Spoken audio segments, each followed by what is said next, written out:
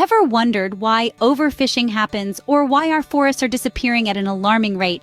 It's a puzzle, isn't it? Well, let's delve into it. Imagine a situation where individuals, each acting independently and rationally according to their own self-interest, behave in a way that's contrary to the whole group's long-term best interests. In doing so, they end up depleting a resource that's common to all. This, my friends, is a classic example of what we call the tragedy of the commons. But what exactly is this tragedy of the commons? Let's break it down. Imagine a fisherman who discovers a bountiful fishing spot.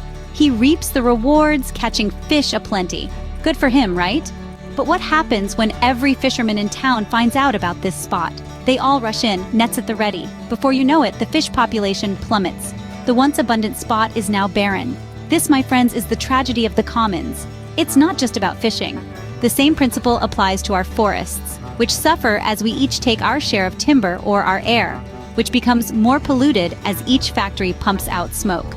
The tragedy of the commons is the unfortunate result of individuals acting in their own best interest, without considering the collective damage caused when everyone does the same. So, you see, the tragedy isn't just about commons, it's about our actions and their cumulative impact. Now you might ask, what's the big deal? What does this have to do with global sustainability? Well, the tragedy of the commons, in its essence, illustrates the impact of our collective actions on the planet. When we overuse and deplete our shared resources, it threatens global sustainability.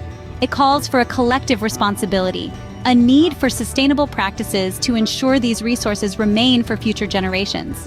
In essence, the tragedy of the commons is a reminder that our planet's resources are finite, and our survival depends on how wisely we use them.